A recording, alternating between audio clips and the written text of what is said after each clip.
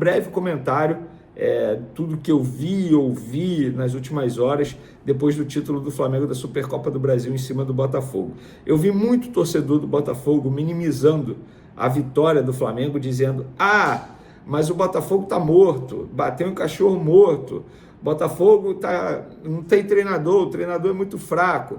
Gente, eu entendo isso tudo e eu falei isso aqui a semana inteira, que para mim o Flamengo era o grande favorito. Falei até placar 2-0 Flamengo.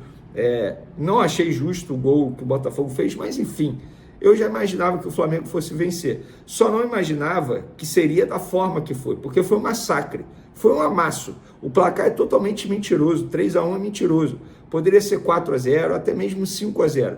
O Flamengo amassou o Botafogo, mas o Flamengo amassou o Botafogo porque o Flamengo soube amassar o Botafogo. Não é o Botafogo que não tinha qualidade, não é...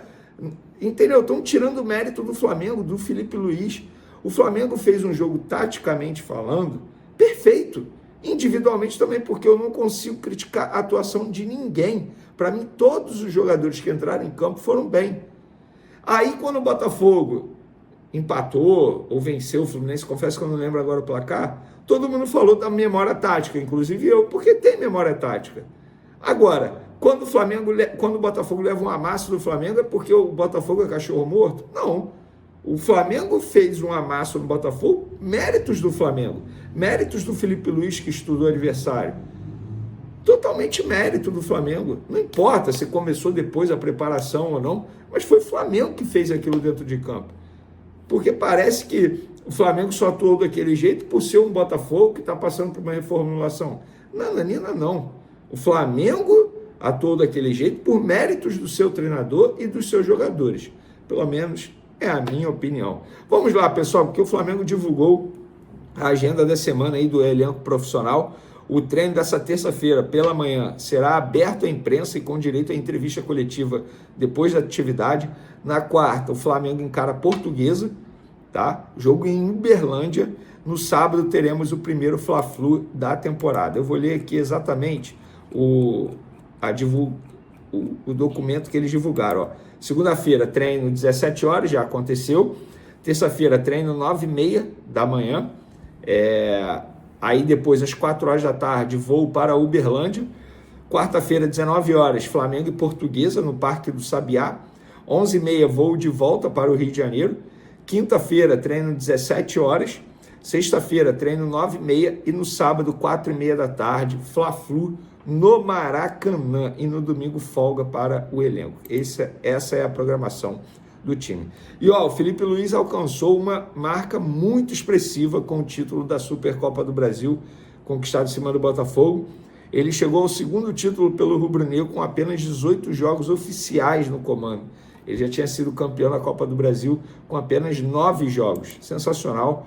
Parabéns ao Felipe Luiz. Tem todo o mérito do mundo por ter conseguido tal feito. Inclusive, Felipe Luiz é o único profissional que conseguiu o título da Supercopa do Brasil como jogador e como treinador.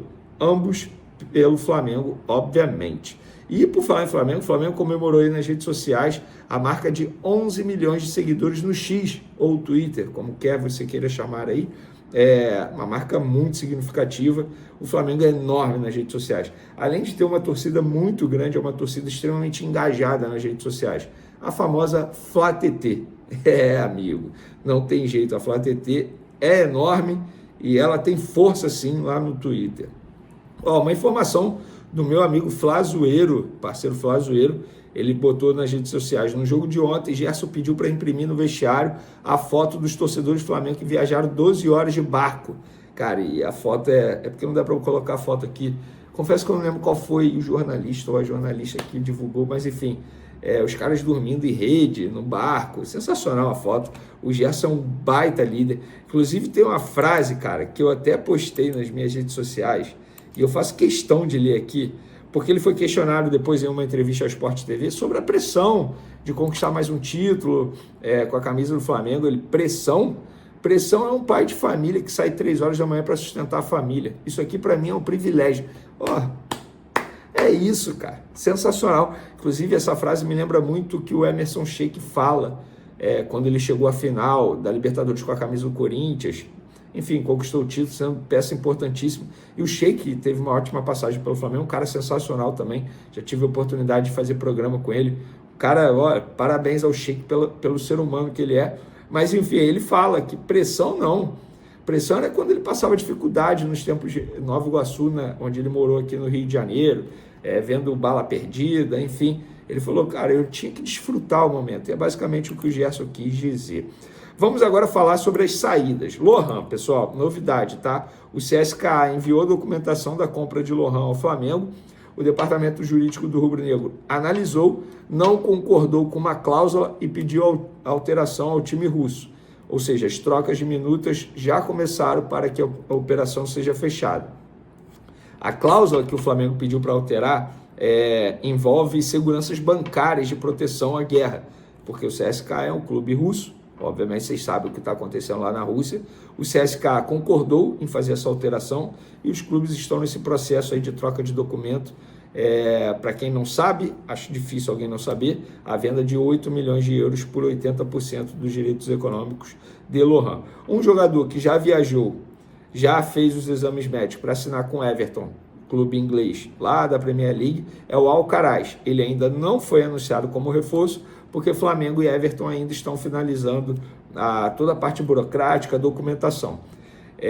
Ele foi emprestado com uma obrigação de compra quando completar um determinado número de jogos, que é muito pouco, já falei aqui para vocês, é muito pouco o número de jogos, mas aí fica aquele questionamento, se ele se machucar, o que vai acontecer? Apurei novamente sobre essa situação, o que me falaram é o seguinte, uma pessoa do staff do jogador me falou, se ele se machucar antes de completar a meta, ele retorna ao Flamengo e ele não é comprado pelo Everton. Então fica aí a informação para vocês envolvendo Alcaraz. Em breve, por falar em Alcaraz, ninguém sentiu falta dele ontem, né? Contra o Botafogo. Pois é, e o Felipe Luiz já explicou a saída dele, não preciso ficar repetindo aqui. Agora, Jorginho, pessoal, é questão de tempo para ele assinar o pré-contrato, pelo menos esse é o entendimento no lado do Flamengo. Pelo que eu soube, o próprio Felipe Luiz já foi comunicado que ele está muito perto de assinar esse pré-contrato. Repito, o Felipe Luiz já conversou com ele lá no início da negociação, fez uma videoconferência com ele, o José Boto já fez 3 videochamada com ele, junto com os empresários, representantes do atleta. Então, o Flamengo espera essa assinatura aí de pré-contrato. E a ideia, eu não duvido nada do Flamengo divulgar nas redes sociais que assinou um pré-contrato com o Jorginho, teoricamente para forçar uma liberação imediata do Arsenal, o que é muito pouco provável de acontecer. O próprio Arteta, o técnico do Arsenal, disse que não quer liberar, porque o elenco já está curto, tem muitas lesões, mas a semana começa bem decisiva para o Flamengo fora das 4 linhas. Eu acho a contratação do Jorginho sensacional, e o Jorginho ele chega para suprir a saída do Alcaraz no ponto de vista financeiro, tá? Não no ponto de vista dentro de campo. As funções serão totalmente diferentes. O entendimento da comissão técnica é que o Jorginho chega para fazer uma função totalmente diferente daquilo que o Alcaraz poderia fazer, embora o Alcaraz estivesse rodando bastante, fazendo várias funções. O Jorginho vem para ser um volante mesmo, um camisa 5, digamos assim. O Alcaraz ele não era um camisa 5 propriamente dito.